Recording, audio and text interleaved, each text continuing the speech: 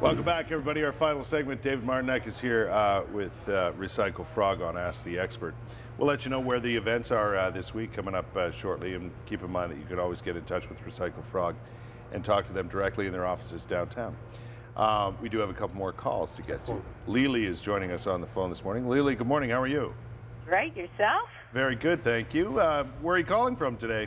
I'm in Ottawa South, right near the airport. Very good. What's your question for David? I just wanted to know, David, how do you price when you have, let's say, a ring with gold and diamonds or sapphire or semi-precious stones? How does it work with the stones? Excellent question, actually, Lily.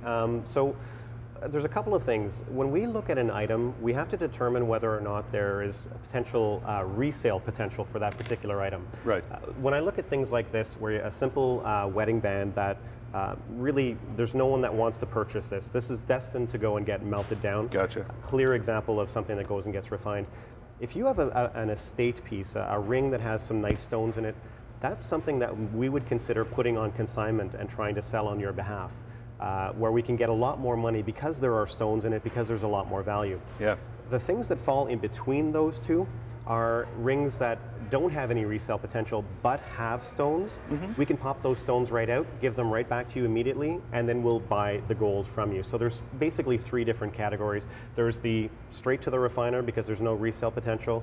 There's the there's no resale potential, but there's stones, take those out, or let's look and see if we can get you a lot more money trying to sell it as is on consignment. Very good. Yep. That certainly answers Lily's question. We have one other caller. Eileen is on the telephone. Hi, Eileen. How are you?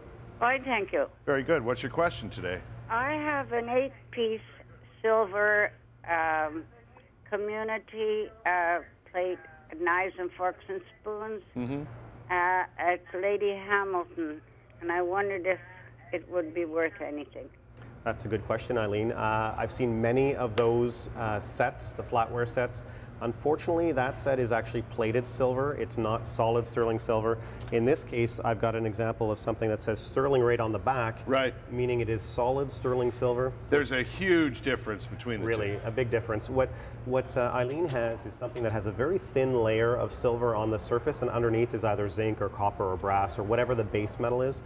And unfortunately, there's not a lot of value in the silver there, so we wouldn't be able to purchase it. No, and she would be better off anyway selling it privately or privately. You know what? There's not a lot of buyers for plated things. Yeah. I would say, you know, if you're never going to use it and there's no one in your family that wants it, why not give it to like a Salvation Army or something like that, where they might be able to sell it for a few dollars. Right. So there's limited value on these. There's extremely limited value, unfortunately. We've got a couple of minutes left, David. I know you want to pass along some information to viewers about how they go about this, especially those who haven't done it before when it comes to visiting you at an event or at your office. That's right. I mean, and this is really for anybody who's considering doing this with anyone, not necessarily just Recycle Frog, but I always say there are some very important things you need to do as a consumer to take the bullseye off of you. You want to come out and be you know, perceived as an intelligent, informed consumer, no matter what you're doing, whether you're selling gold or whether you're going out and buying tires or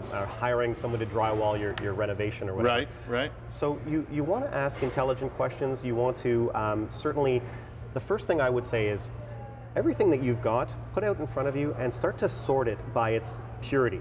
There's usually a stamp somewhere inside. In the inside of rings, right? Yep. So it'll say 10 karat or 14 karat or 18 karat. Separate those items, so you're just grouping them in their purity. Put them in different little bags. If you have a scale at home, I would say weigh that in each individual bag and note those on a little piece of paper. When you've done those two very basic things, you've got those written on, no matter where you go, you are now going to be perceived as a more sophisticated, more intelligent consumer who's done a little bit of their homework. Right. That, in essence, is insurance for you. You're going to be looked at and treated hopefully a lot more seriously by those less ethical gold buyers. You don't necessarily have to worry about that with us. We're going to treat you the same way whether you did that or not. But you know, if you're going to go and shop it around to a few different places, make sure you've done that. Questions you want to ask is, you know, what are you basing your payout on? The answers you want to hear are things like on today's price of gold and silver, and the percentage. So are you paying 60% or 70%? You know, that's the range you want to hear. 60 to 70% is a very fair offer. Okay. And then the last thing I would say is you want to see the equipment. You want it done all in front of you. You want a really nice scale. You want to see the results on a tester. You don't want to see them doing acid tests. That is not a very sophisticated way to evaluate the purity. So if they've got a resistance tester, that is certainly a green light, and ask them to show it to you as they're doing it. Yeah, there's nothing wrong with that. It's your stuff. Ask any questions you like. And if you ever feel pressured, just walk away. Just walk away. Yeah. I doubt you'll walk away when you go visit the good folks at Recycle Frog. Here's what's happening this week at Nepean Sportsplex. They're there today and tomorrow if you'd like to drop by. In Perth at Manor Hotel in the Western in Smiths Falls this Wednesday and Thursday. And next week, the Days Inn and Bell's Corners in the Almont Community Center. You can also give them a call or go on their website at recyclefrog.com to find out more. David, thanks for your time. Thanks, Kurt. That's Ask the Expert for this time around. We'll be back with more. We've got some entertainment on the way for you. Coming right up. We're right back.